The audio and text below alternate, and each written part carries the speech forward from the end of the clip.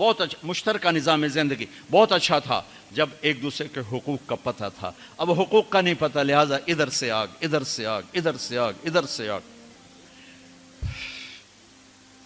میں سر درد کا مریض ہوں، تھوڑی تھکاوٹ ہو شروع ہو جاتا، فاقہ شروع ہو جاتا، تو میں روزے رکھنے کے لیے مری چلا جاتا ہوں کہ بھئی چلو کوئی ٹھنڈک، روزے کا لمبا ہونا اور ٹھنڈک شاید اس کو کچھ وہ بیلنس کر دیتا ہے. تو میں کچھ 3-4 روزے پھر بھی چھوٹ جاتے ہیں لیکن اکثر پورے ہو جاتے. تو بھربن میں وہاں ایک جگہ میں ٹھہرتا ہوں، تو عصر کے بعد میں تھوڑا بیان کرتا ہوں معاشرت پر. تو پہلی دفعہ جب میں وہاں ٹھہرا تو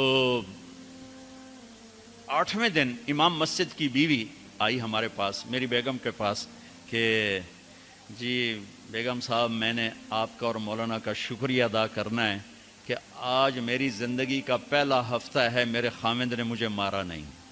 پہلا ہفتہ امام مسجد، امام مصلی پہ کھڑے ہونے والے، کہا پہلا زندگی کا ہفتہ ہے میرے خاوند نے مجھے مارا نہیں، ورنہ میری ہر دوسرے دن پٹائی ہوتی تھی. اور 10ویں دن امام صاحب خود آ گئے، کہا مولانا صاحب ہمیں پتہ ہی نہیں تھا زندگی کیسے گزار، ہمارے جو ماحول میں تھا ہم وہی کر رہے تھے. کہ میرے بہنوئی نے میری بہن کی ایک دفعہ ٹانگ توڑی، ایک دفعہ بازو توڑا، اور عالم دین ہے، عالم دین ہے. ہمیں کسی نے یہ بتایا نہیں تھا، ہم نے زندگی میں پہلی دفعہ یہ باتیں آپ کے منہ سے سنی کہ زندگی کیسے گزار. تو فرحان کی زندگی فتوے سے نہیں چلے گی کہ میں مفتی نعیم کا بیٹا ہوں،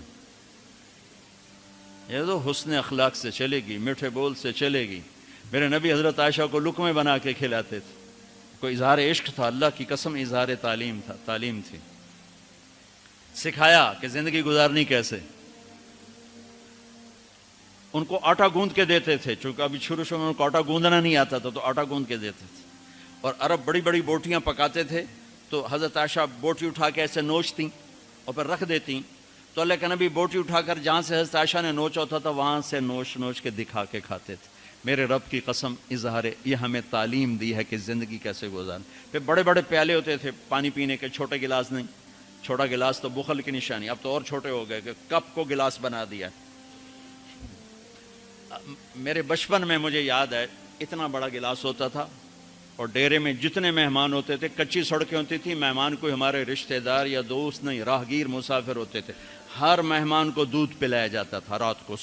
چونکہ جانور زیادہ ہوتے تھے تو ہمارا اکرام زیادہ سے زیادہ یہی ہوتا تھا، تو ہم سارے مہمانوں کو دودھ پلاتے تھے. تو ایک مہمان آیا ہمارے دادے کا زمانے کا، چاچا لال.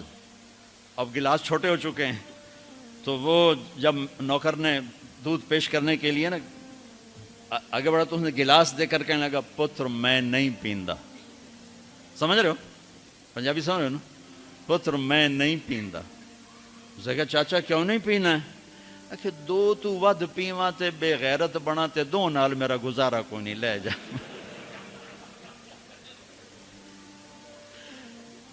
تو بخل کا زمانہ آ گیا، چھوٹی چھوٹی گلاسیں آ گئی.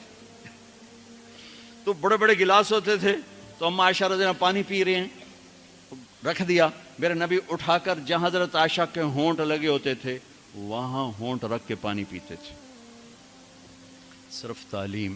جس ہستی نے اللہ کو آنکھوں سے دیکھ لیا ہو اس کو کسی چیز کی رغبت ہو سکتی ہے؟ جنت بھول جائے گی جب اللہ اپنا دیدار کرائیں گے اور پھر پردہ پوشی فرمائیں گے تو کہیں گے یا اللہ جنت نہیں چاہیے، تو چاہیے، بس تجھے دیکھتے رہیں، بیٹھے رہیں تصور جانا کیے ہوئے از لذت دیدارش، خسرو چتواں گفتن سر دادن و جان دادن نادیدہ رخ یارے. امیر خسرو کہہ رہے ہیں کہ یا اللہ بن دیکھے تیرے لیے لوگ سولیوں پہ چڑھ گئے، اوروں سے چر گئے، چھروں سے کٹ گئے. بن دیکھے تیرے عشق میں جب تجھے دیکھیں گے تو کیا حال ہوگا.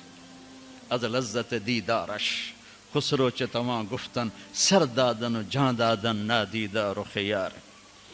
تو جس ہستی نے اللہ کو دیکھا ہو ان کے لیے عورتوں کی کیا رغبت ہے. یہ صرف سکھانا. ایک حدیث سنا دے، ما تزوجت وما زوجت الا بوحی من السماء نزل به جبریل. لوگوں میں نے جہاں شادی کی، میں نے جہاں بیٹی دی، پہلے آسمان سے وحی آئی، پھر میں نے قدم اٹھایا. اللہ کی قسم ہمیں سکھانے کے لیے تھی، ہمیں سکھانے کے لیے۔ ہاں سفر سے واپسی ہو رہی ہے، ٹھیک ہے، آپ نے صحابہ سے کہا چلو بھائی تیز ہو جاؤ، وہ سارے تیز ہو گئے، یہاں تک کہ نظروں سے غائب ہو گئے، ٹھیک۔ تو اب کون رہ گئے؟ اما عائشہ اور میرے نبی۔ تو اما عائشہ نہیں، میرے نبی نے کہا عائشہ دوڑ لگائیں، دوڑ لگائیں، لگائیں۔ اللہ اکبر، مفتی نعیم کا اتنا بڑا پیٹ، یہ دوڑ لگائے گا بیگم کے ساتھ؟ اور مولا منظور مینگل کا اس سے بھی بڑا ہو گیا، یہ لگائیں گے؟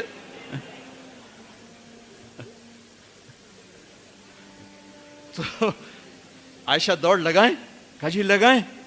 تو حضرت عائشہ فرماتی میں آگے نکل گئی لیکن نبی پیچھے رہے۔ پھر کچھ عرصہ گزر گیا، کئی سال گزر گئے، پھر ایک سفر سے واپسی ہو رہی، آپ نے کہا ہاں بھائی آگے جاؤ، وہ سارے آگے جا گئے، اجل ہو گئے۔ آپ نے کہا عائشہ دوڑ لگائیں، کہا جی لگائیں۔ تو کہا ان دنوں میں موٹی ہو گئی، تبدنت کا لفظ مجھے یاد ہے، کہ میں موٹی ہو گئی تھی۔ تو جب دوڑ لگائی تو اللہ کے نبی آگے نکل گئے، تو آپ نے کہا عائشہ ہذہ بتلک، اب تو میں برابر ہو گئی۔ اللہ کی قسم زندگی سمجھانے کے لیے تھا۔ جہاد کا سفر سارا صحابہ کا قافلہ ہے، جنگ کا زمانہ ہے، دشمن چاروں طرف ہے، اور ہم اما عائشہ رضی اللہ عنہ اونٹ پہ بیٹھیں اور ہاتھ لگایا تو ہار غائب۔ فرمایا میرا تو ہار کوئی نہیں، میں تو نہیں جاؤں گی، میرا ہار ڈھونڈو۔ تو میرے نبی نے نہیں فرمایا چل بیٹھ، اتنے لوگوں کو تو پریشان کرتی ہے، تجھے پتہ نہیں میں نے سبق پڑھانا تو میرے پیچھے پڑ گئی۔ طلبہ میرا انتظار کر رہے ہیں۔ آپ نے کہا بھائی عائشہ کا ہار ڈھونڈو، سب ڈھونڈنے میں لگ گئے۔ شام ہو گئی، سورج چھپ گیا اور ہار نہیں ملا، اور اس کے بعد تلاش بند ہو گئی، اندھیرے میں کہاں ملے گا؟ اب کیا ہوا؟ پانی رات کو عشاء میں ختم ہو گیا، فجر کی نماز کا وقت داخل ہونے والا ہو گیا، اور پانی کوئی نہیں، تیمم کی آیات نہیں اتری۔ لوگوں نے ابو بکر کو تانے دینے شروع کہ تیری بیٹی کی وجہ سے اب نماز کا کیا بنے گا؟ ابو بکر غصے میں آئے اما عائشہ کے خیمے میں، تو اللہ کے نبی گود میں سر رکھے سو رہے تھے۔ اب آپ تو باپ تھے، تو آ کر اب بول تو سکتے نہیں، اور چہرے سے دوری تیری وجہ سے ہو، اور یہاں پسلی میں ماری انگلی، زور سے انگلی ماری۔ تو کہتے میں ایسے سخت ہو گئی تاکہ میرا بدن حرکت نہ کرے کہ کہیں اللہ کے نبی اٹھ نہ جائیں۔ تو چہرے سے غصے کا اظہار کر کے، اور میرے والد مرحوم جو تھے نا، وہ گالیاں بہت نکالتے تھے، ان کی بخشش کر، پنجاب کے ذمہ دار کیا تھے۔ جب میں تبلیغ میں لگ گیا تو اب وہ عادت مجھ سے شرماتے تھے، تو جب میں ہوتا تھا نا تو نوکر کو بلا کر اس کو